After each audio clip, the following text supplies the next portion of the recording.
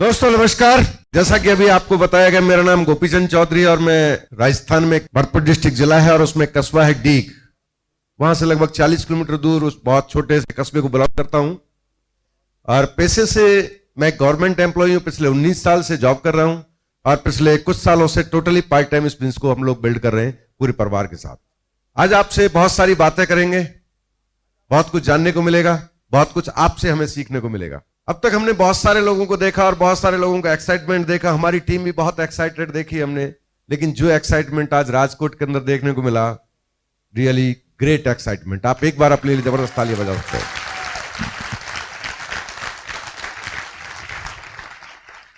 आपके इस एक्साइटमेंट को जब हम अपनी टीम के अंदर फ्लो करेंगे तो निश्चित रूप से वो कई गुना तेजी से आगे जा सकती है। Yes yes.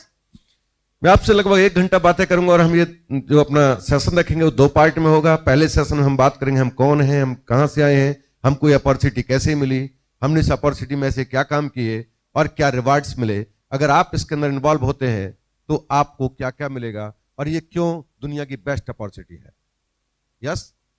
तो ये चाहूंगा मेरी ब्यूटीफुल वाइफ जो आपको ये बताएं कि उन्हें ये बिजनेस कैसे मिला और उन्होंने इस बिजनेस में आने के बाद कैसा फील किया और क्या क्या अचीव किया। आप सुनना चाहेंगे? बहुत ही सिंसियर लेडीज हैं, बहुत डेडिकेटेड हैं इस बिजनेस के लिए और हमारा पूरा परिवार मिलकर इस बिजनेस को बना रहा है। तो मैं चाहूंगा जब ये आपसे बात करें, जबरदस्त तालियों से इनका वेलकम करें। She is my beautiful wife Mrs Savitri Devi. Thank you thank you thank you thank you thank you thank you. दोस्तों नमस्कार, मेरा नाम सावित्री है, हाउस वाइफ हूँ और हस्बैंड के साथ बिजनेस बना रही हूँ। मैसेज एक ही है कि जब हम जैसे साधारण कपल इस बिजनेस को बना सकते हैं तो आप सब लोग यहाँ बैठे हुए बिजनेसमैन, प्रोफेसर, इतने सारे अच्छे लोग हैं तो आप डेफिनेटली बहुत अच्छा बना सकते हो। और मैं अपने बैकग्राउंड के बारे में बताऊंगी कि मैं कहाँ से हूँ, मैं ऐसे बिजनेस इन्वॉल्व हुई। सबसे पहले मैं बताऊंगी मेरा जन्म छोटे से गांव में हुआ था और मेरे पिताजी किसान हैं और हम 5 बहन भाई हैं। मैं सबसे छोटी हूँ और जब मैं पढ़ रही थी एजुकेशन पूरा बीए एजुकेशन नहीं हो पाया था, तभी सेकंड ईयर में मेरी शादी ऐसे शख्स से कर दी जो आज यहाँ पर स्टेज पर हैं। तब पता नहीं था कि ये ऐसा होगा कि बिजनेस मिलेगा, कि ये सारी चीज़ें मिलेंगी। ये बिजनेस हम पूरे परिवार के साथ कर रहे हैं। मेरा बेटा है, 2 बेटे हैं, एक संदीप, शुभम और बेटी है अर्चना। हम पूरी फैमिली, हमारे देवर हैं और बड़े भाई साहब हैं, पूरी फैमिली बहुत एक्साइटेड है इस बिजनेस को लेकर। आप एक्साइटेड हैं? और मैं इतना कहूँगी कि इतने से छोटे से गांव से लेके जब हमको विजन नहीं था कि हमारी शादी ऐसे उसमें होगी। ये जब मेरी शादी हुई थी, जब ट्रेनिंग में थे, ऐसा कुछ नहीं था कि जॉब में भी कुछ नहीं दिख रहा था, कुछ भी नहीं दिख रहा था। उससे पहले हमारा बड़ा बेटा आ चुका था और बड़ा बेटा आ चुका था। फिर जब इनकी जॉब लगी थी, तब पहली बार इनकी जॉब लगी थी तो वो 1.5 साल का हो चुका था। तब देखा था कि नौकरी में जितना पैसा मिल रहा था उससे हमारा कोई खर्चा पानी नहीं चलता था।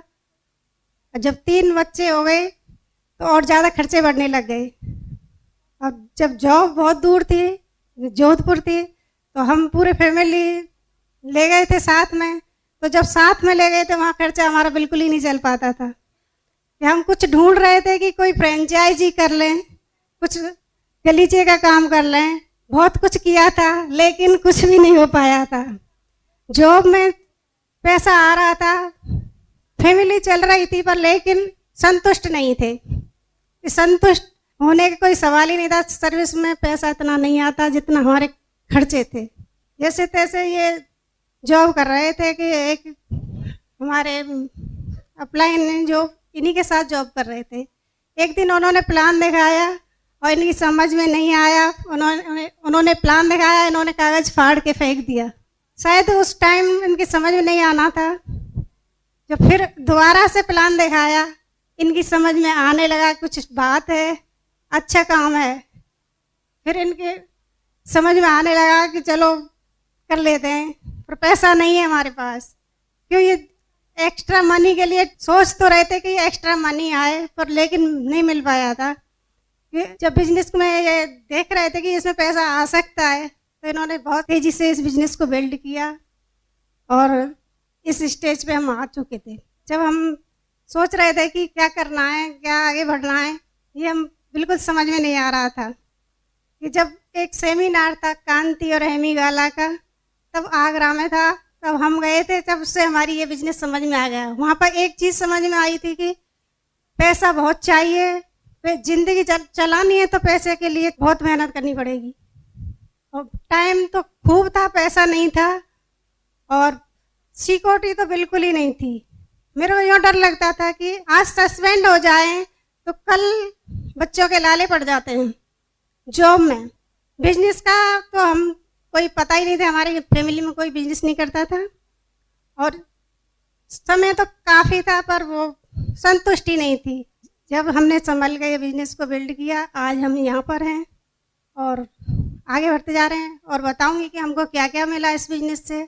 इस बिजनेस से हमको बहुत सारे लोगों को, आप जैसे लोगों का प्यार मिला, रिकॉग्निशन मिला, जो हमको बहुत चाहिए था। कि परिवार में और लोगों में कोई इतना प्यार बांटने वाला नहीं होता जितना हमारे इस बिजनेस में होता है।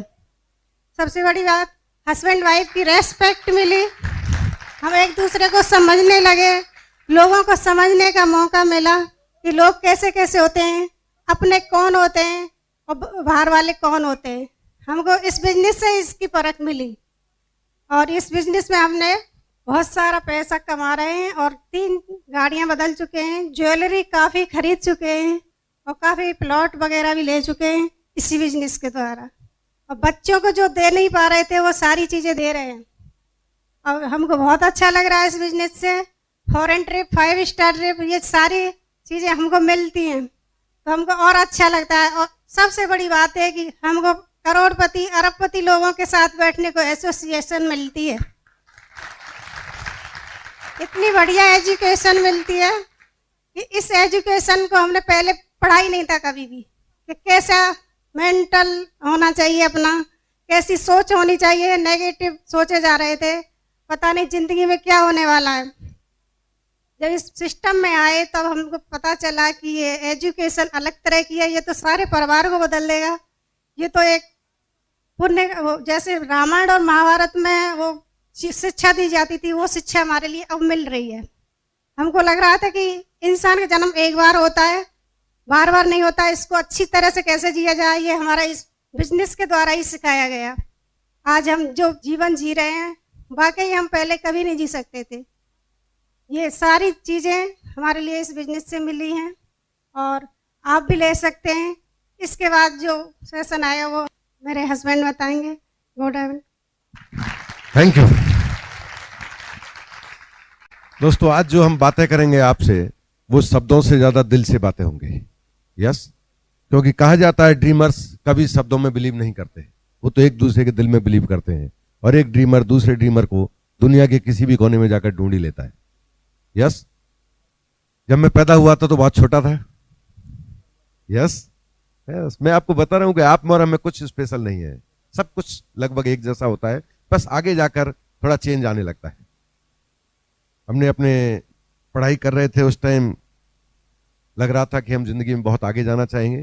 मेरे फादर एक गवर्नमेंट एम्प्लॉय थे, अभी वो रिटायर हैं पिछले लगभग 12 साल से। हम 6 भाई बहन हैं, एक बड़े भाई हैं मेरे और एक छोटे भाई हैं, एक बड़ी सिस्टर है और 2 छोटी सिस्टर हैं। हमारे फादर का सपना था कि मेरे बेटे नौकरी करें।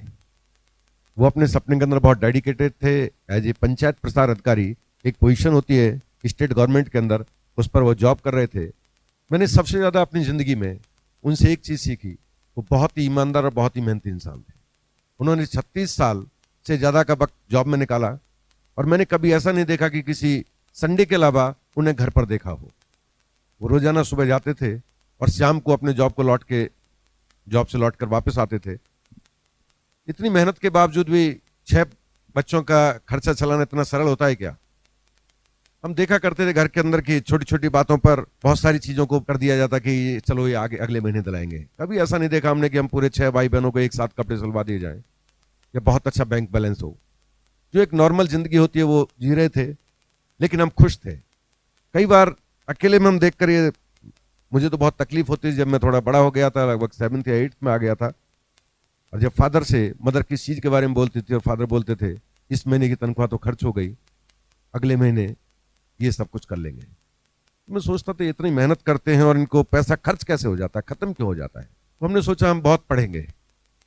हमने पढ़ाई जारी रखी और मैंने बायोलॉजी साइंस लिया, 11th किया, उसके बाद 12th किया, उसके बाद मैंने पीएमटी का टेस्ट दिया, लेकिन उस बार उस अटेम्प्ट में सिलेक्शन नहीं हो पाया।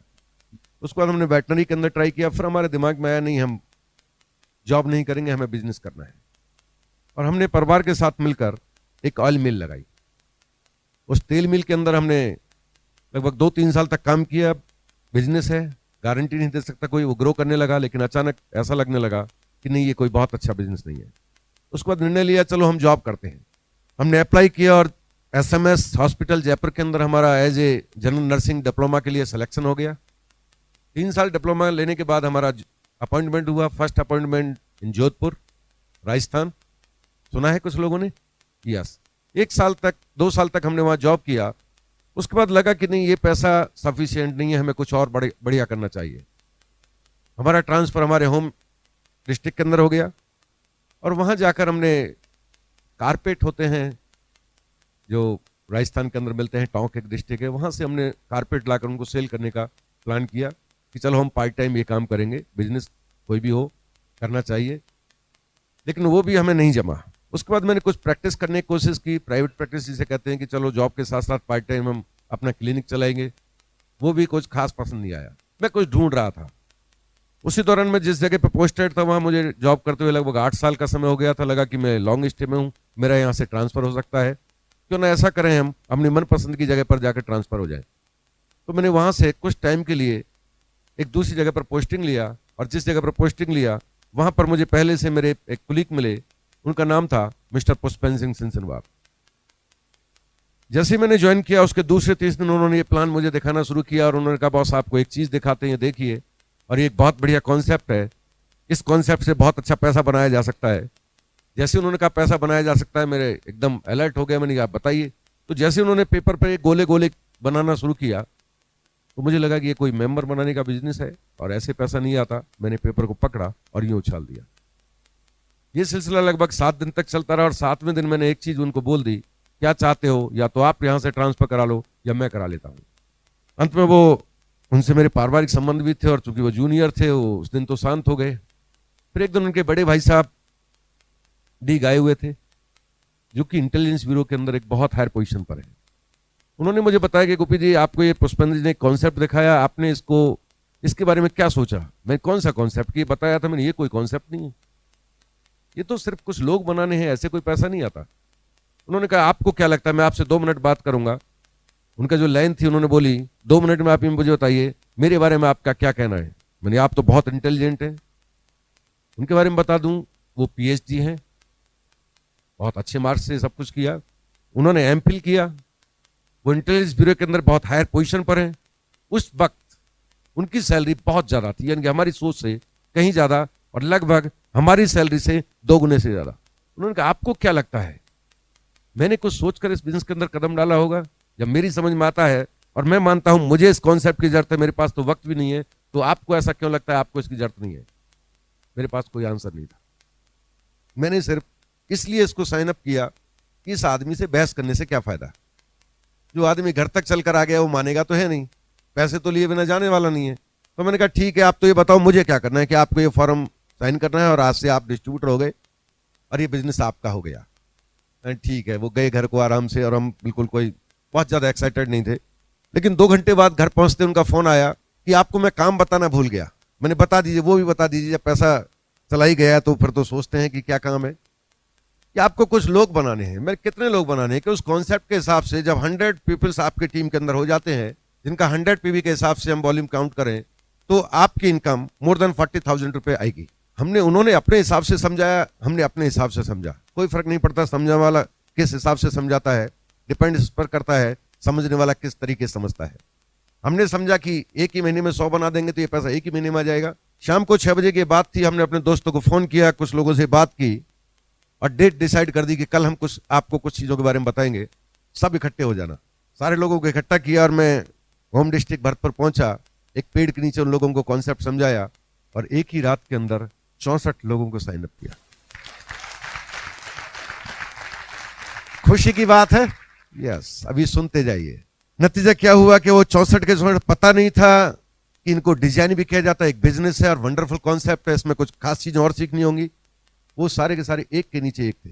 Single leg 15% in a month, एक ही महीने के अंदर। एक्साइटेड तो होना था, लोगों के कमीशन आए। जब एक लेग में एक ही महीने के अंदर डाला गया तो कोई 9 पर टिका, कोई 6 पर टिका, कोई 12 पर, कोई 15 पर। हमारे डाउन में 15% थे, हमारा पीवी था 6400। कई लोगों को पैसा आया, लेकिन मजे की बात है हमें नहीं आया। अब कितने खुश हैं आप? हमने शिकायत की, सुधीर जी तो चले गए थे, हमने पुष्पेंद्र जी से कहा कि भाई साहब, आपके भाई साहब ने बताया था कि 100 लोग जब इसमें आ जाएंगे तो आपको 40,000 आएगा। 64 लोग हमने साइन करा दिए हैं, 1 रुपया भी नहीं आया। उन्होंने कहा 100 के लिए कहा था ना भाई साहब ने, तो 100 से पहले क्यों पूछते हो? मैंने कहा गलती हमारी है। हमने दूसरे महीने फिर 36 लोगों को साइन अप करा दिया और वो भी 100 पीवी से।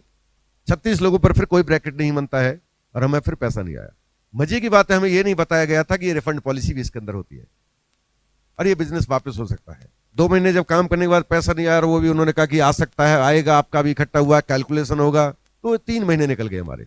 हम इस बात को लेकर एक्साइटेड नहीं थे कि हमने 100 लोगों को ज्वाइन करा दिया। हमें तकलीफ इस बात की होने लगी कि जिन लोगों ने हम पर भरोसा किया उन लोगों को हम क्या कहेंगे।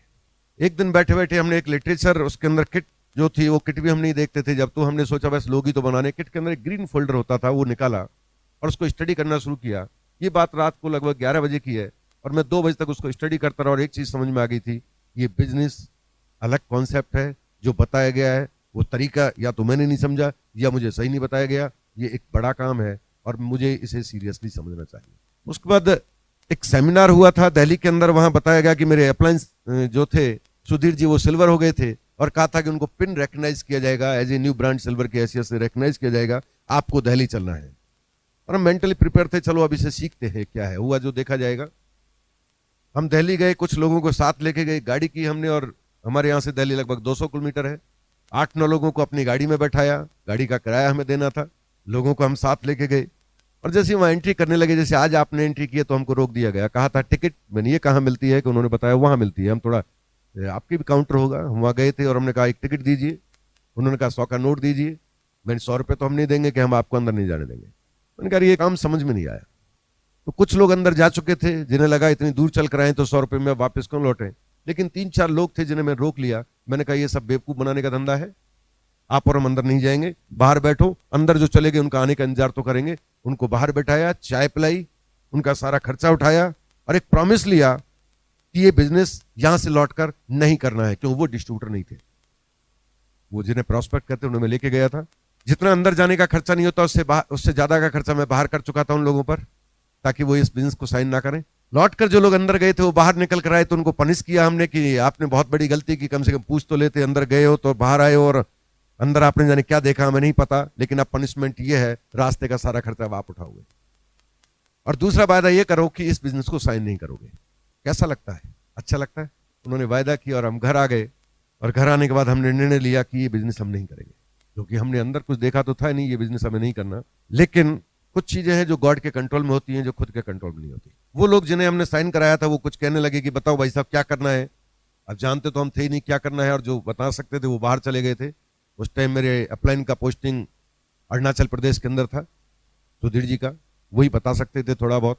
मैंने कहा क्या करना है, जैसे मैंने कुछ लोग बनाए ऐसे आप भी बनाओ। मैंने क्या करें, कहूँ कुछ नहीं करना तो ये पैसे मांगेंगे, इससे अच्छा इन्हें उलझा के रखा जाए। तो वो भी कुछ काम करने लगे, कुछ और लोग बनने लगे, लेकिन मैं अंदर से दुखी था। ये लोग बढ़ते चले जा रहे हैं, पैसा तो आता नहीं है इसमें। नतीजा क्या हुआ कि धीरे धीरे हम एक ऐसे शख्स के कांटेक्ट में आए जिन्हें प्लेटिनम कहा जाता है, और कहा जाता है इस बिजनेस के अंदर प्लेटिनम इस बिजनेस की बहुत सारी बारीकियों को जानते हैं। वो हमारे कस्बे के पास आए हुए थे और मीटिंग चल रही थी और हम भी उस मीटिंग में गए थे। इसलिए नहीं कि हम अंदर जाकर बहुत कुछ सीखेंगे, हम इसलिए गए थे कि इस मीटिंग को आज हम खराब करके आएंगे। ये लोगों को बेवकूफ़ बनाते हैं और मैं देखता हूँ आज ये कैसे बेवकूफ़ बना के जाते हैं।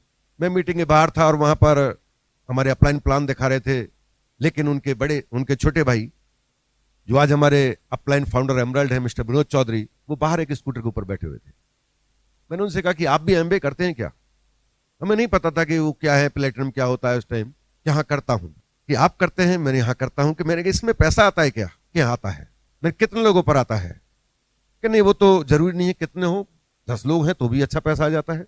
मैंने कहा एक चीज बताइए, इस एमबीए में सभी लोग झूठ क्यों बोलते हैं? कि नहीं किसने झूठ बोला, आप बिजनेस करते हैं? वो हमें नहीं जानते थे। मैंने साइन किया है और मैंने 2 महीने के अंदर 100 लोगों को ज्वाइन कराया है और मेरे पास 1 रुपया भी नहीं आया है।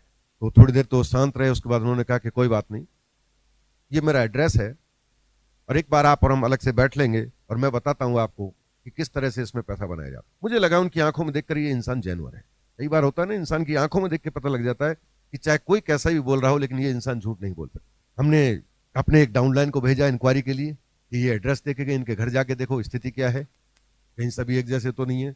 वो घर गए, घर जाके पता लगा कि नहीं, उनके फादर एक बैंक मैनेजर हैं और वो उनके एक भाई टीचर हैं और वो एक बहुत प्रेस्टीजियस फैमिली है उस शहर के अंदर, उनके परिवार बहुत रेपुटेटेड है। उस डाउनलाइन ने आके इन्फॉर्मेशन दी कि नहीं वो आदमी बहुत अच्छे और ये बिजनेस अच्छा हो सकता है, वो लोग कर रहे हैं। तो मैंने ठीक है हम इसे करते हैं और हमने उनको गुरु बनाया।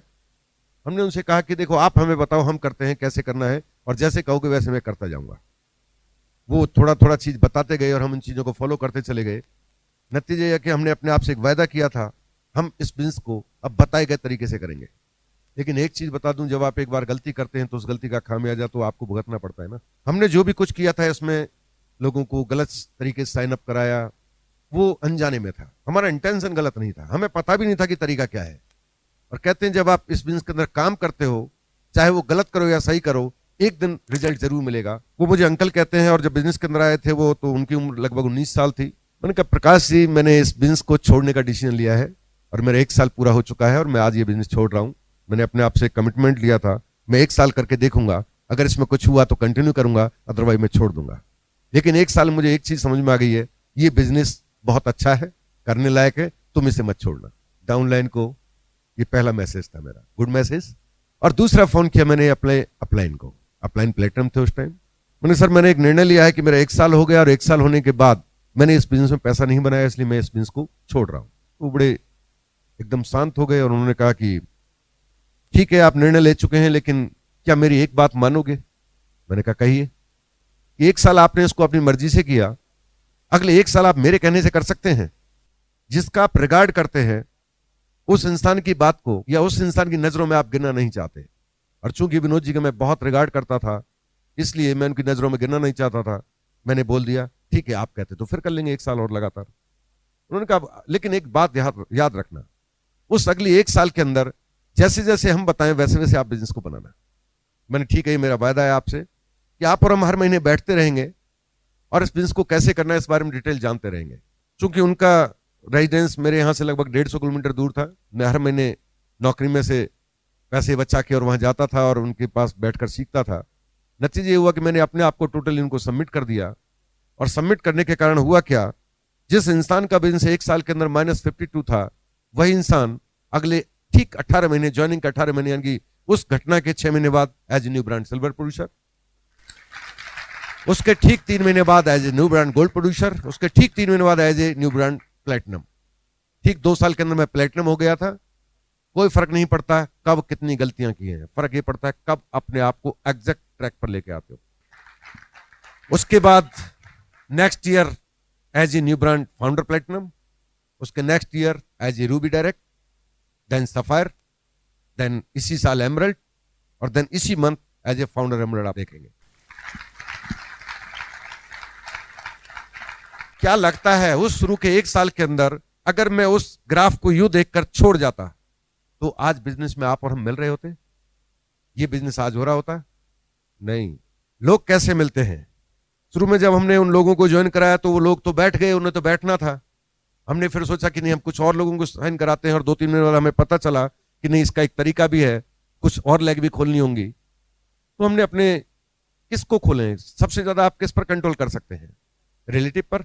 मैं गया मेरे साले साहब के पास और हमने उनसे कहा कि एक बिजनेस देखा है हमने और वो बिजनेस बहुत अच्छा है और आप उसे स्टार्ट करो, क्योंकि वो रिलेटिव है इसलिए उन्होंने कहा कितने पैसे देने हैं, हमने उनको पैसे बताए, उन्होंने पैसे दे दिए, हमने उन्हें साइन करा दिया। उनका अगला क्वेश्चन था कि मुझे क्या करना है। मैंने कहा आपको कुछ लोगों को मीटिंग तक लेके आना है। वो कुछ को तो नहीं लेकिन एक इंसान को मीटिंग तक लेके आए। उन्होंने कहा ये लड़का है, फिलहाल इसी से काम चलाओ। उसकी उम्र थी मात्र 19.5 साल। जीन्स और टी शर्ट के अंदर वो लड़का मीटिंग के अंदर आया। उन्होंने बताया कि हमारे जीजाजी हैं, मेरे साले साहब ने मेरे बारे में इंट्रोड्यूस कराया उन्हें, और वो चूंकि एज में बहुत कम था इसलिए उनका अंकल नमस्ते, और ये क्या करना है, मैंने ये मीटिंग है बेटा, ये मीटिंग देखो आराम से, फिर बात करते हैं। या आप नहीं चलोगे? मैंने नहीं, मैं क्या करूंगा अंदर जाके, तुम देखो ना, ज्वाइन तो तुम्हें करना है, मैं तो कर चुका हूं। मीटिंग देखी उन्होंने, वो बहुत एक्साइटेड हो गया। उसने कहा मैं ये बिजनेस करूंगा। हमने उन्हें स्टार्ट करा दिया। उसके बाद कुछ और लोगों को स्टार्ट कराया। वो लड़का जो मेरे साथ धीरे धीरे करके बिजनेस ग्रो कर रहा था, नतीजे हुआ चूंकि वो लेट आया था और कुछ चीज हम समझने लगे थे, जिस महीने में सिल्वर गया था उसके अगले महीने वो सिल्वर चला गया था, जिस महीने में गोल्ड गया था उसके अगले महीने वो गोल्ड चला गया था। आज की तारीख में उस एक सिंगल लड़के की वजह से उस लेग के अंदर more than 25 silver, gold, platinum and founder platinum मौजूद है। इसी महीने वो इंसान अपने एमराल्ड क्वालिफिकेशन स्टार्ट करने वाले हैं। उस लेग के अंदर बहुत बहुत बड़ी लेग है, बहुत बड़ी लेग है। और उस लड़की में जो मैंने चेंज देखे, मैं यंग को बहुत बहुत प्यार करता हूं, तो मुझे पता है एक एक इंसान मुझे डायमंड नजर आता है। अभी जो मुझे रिसीव करने गए थे, मैंने उनसे पूछा आप क्या करते हो, और मुझे लगा ये एक दूसरा प्रकाश हो सकता है। जो एनर्जिटी मैंने देखी उनके अंदर, एक very energetic person, you can't believe. वो आज की तारीख में सिर्फ 24 या 25 साल उसकी एज है। उसकी शादी भी मैंने कराई थी। चलो डिसीजन ये भी आपके लिए हम लेते हैं। उसके पास अपना एक इंडिपेंडेंट आलीशान बंगला है आगरा के अंदर। सिर्फ 25 साल की एज पर, जहां लोग चंद रुपए के लिए भाग रहे होते हैं, वहीं पर वह इंसान अपने आप को एज ए फ्री मैन की तरह ट्रीट कर रहा है। फर्स्ट क्लास लंबी एस टीम गाड़ी चलाता है। कोई उस इंसान के ऊपर लाइबिलिटी नहीं है, टोटल फ्री है। और मैं जानता हूं अगले 1 और 2 साल के अंदर यंगेस्ट डायमंड के रूप में वो हमारी टीम का एक पार्ट बनेगा। हमने जब वो 64 लोग साइन अप कराए थे, तो पहला इंसान हमने अपने छोटे भाई को साइन अप कराया था। मैंने कहा चलो अगर इसमें कुछ हुआ तो ये याद करेगा एक दिन, और कुछ नहीं हुआ तो इससे कोई शिकायत नहीं होगी, क्योंकि पैसा भी उसका हमें लगाना था। लेकिन वो हमारे बिजनेस का विरोधी था, और जैसे जैसे लोग हमारे घर पर आते थे वो विरोध करता है, भाई साहब के चक्कर में मत आ जाना। कोई बात नहीं, हम बिजनेस को करते रहे। और अब जब हम प्लेटिनम हो गए तो हमारे छोटे भाई का कुछ होने लगा। नतीजा क्या हुआ कि आफ्टर 2 ईयर उसे लगा कि मुझे भी ये काम करना चाहिए। जब चेक्स देखते हैं और जब लाइफ स्टाइल में चेंज होते देखते हैं, तो किसी का भी ऐसा नहीं है, थोड़ा इंसान अनाज खाता है और कॉमन सेंस रखता है, तो वो अच्छा डिसीजन ना ले, दैट इज इम्पॉसिबल। उसने डिसीजन लिया। आज वो भी बहुत बड़ी लैग है, वो इस महीने फाउंडर प्लेटिनम हो रहे हैं। और जब मैं जॉब किया करता था शुरू के बिजनेस में, जब मेरे पैसा नहीं आया, मेरे ऊपर कंट्रोल लगा दिया गया कि ये पैसा कहीं उल्टा सीधा ना लगा दे और इसकी सैलरी को अपने कंट्रोल में करो, तो मुझे लगा पैसा बिजनेस बनाने के लिए कुछ जुगाड़ करना होगा। मैंने अपने डिपार्टमेंट से एक लोन सैंक्शन कराने के लिए अप्लाई किया था। मैंने कहा घर वाले अगर पैसा नहीं देंगे और ये पैसा घर देने लगे, सीधा कंट्रोल हो रहा है, तो कुछ तो करना होगा। तो उस लोन को जिस अकाउंटेंट ने सैंक्शन किया था, उन्होंने कहा आप क्या करते हैं? मैं नौकरी करता हूं, नौकरी के साथ और क्या करते हैं? मुझे लगता है आप कुछ और भी करते हो। घर पर आए थे और मुझे घर के अंदर कुछ फर्नीचर भी लगना था। अपने आप को एक बिजनेसमैन की तरह ट्रीट करना था, और पैसा नहीं होता है जेब के अंदर, तो फिर कुछ तो करना होगा। उन्होंने मेरा लोन सैंक्शन किया और मैंने कहा ठीक है, शाम को घर आ जाओ, बैठ के बात करते हैं। वो शाम को आए और हमने उन्हें प्लान दिखाया और वो स्टार्ट हो गए, बिजनेस स्टार्ट कर दिया। इस महीने वो भी फाउंडर प्लेटिनम जा रहे हैं। उनके नीचे एक प्लेटिनम है, उनके नीचे कई सिल्वर्स हैं, और इस तरह से 3 लोगों की वजह से एमरल्ड हो गए। ऐसा नहीं है कि सिर्फ 3 ही लोग, मेरी 4th लेग भी क्वालिफाइड है, उसके अंदर भी 3 से ज्यादा सिल्वर है। और मैंने अपने बेटे को स्टार्ट करा दिया, और उस बेटे के नीचे जिसकी उम्र मात्र 19 साल है, 3 से ज्यादा सिल्वर्स हैं अभी। इस 2009 के अंदर हमें पता है उसके अंदर प्लेटिनम और इससे ऊपर की पिने आ जाएंगे। पूरा फाउंडेशन तैयार है, पूरा स्ट्रक्चर तैयार है, और we have decided 2010 as a new brand diamond. हमें अपनी अपलाइन पुष्पेंद्र जी के थ्रू जो बिजनेस मिला, उनके थ्रू जब हम विनोद जी के संपर्क में आए, तो जब हम सिल्वर हो गए, तो 2 खूबसूरत कपल जिनका मेरी जिंदगी में बहुत बड़ा रोल है, मैं चाहूंगा उन लोगों के बारे में जरूर डिस्कस करूंगा आपसे। मैंने अपनी जिंदगी में बहुत सारे लोगों को देखा है, लेकिन उनके जैसे अच्छे इंसान, अच्छे कैरेक्टर वाले, अच्छे बात वाले, किसी इंसान को ऊपर उठाने के लिए बहुत डेडिकेटेड पर्सन, वो 2 खूबसूरत कपल हैं। विनोद चौधरी जी के अलावा वो भी हमारे अपलाइन हैं, और वो भी एमरल्ड्स हैं। मिस्टर रामराकेश शर्मा एंड प्रियंका शर्मा, जरूर आपने नाम सुना होगा। कल उनका जयपुर में बहुत बड़ा सेमिनार था। और दूसरे कपल हैं founder emerald mister Sachin Sharma and Alka Sharma, all the way from Ghaziabad. सुना है? यस, जरूर सुना होगा, उनकी ऑडियो कैसेट सुनी होगी। कभी आपको मौका मिले तो आप उनके जैसे संपर्क में आएंगे, दैट इज मैग्नेटिक पर्सन ना। उनकी व्यक्तित्व अपने आप में एक अनोखा है। बहुत सारी चीजें उनसे सीखने को मिली हैं। और आप भी यहां आ जाए हैं तो आप भी ऐसा सोच रहे होंगे, कोई किसी को जबरदस्ती लेके आया होगा, कोई खुशी से आया होगा, किसी ने सोचा होगा देखते हैं क्या इसके अंदर खास है। आपको यकीन दिला दूं, जब यहां से जाओगे तो आपको पता चल जाएगा, दुनिया में पैसे कमाने के रास्ते बहुत हो सकते हैं, लेकिन इससे अच्छा रास्ता दुनिया में ना कोई मौजूद है और ना कभी आ पाएगा।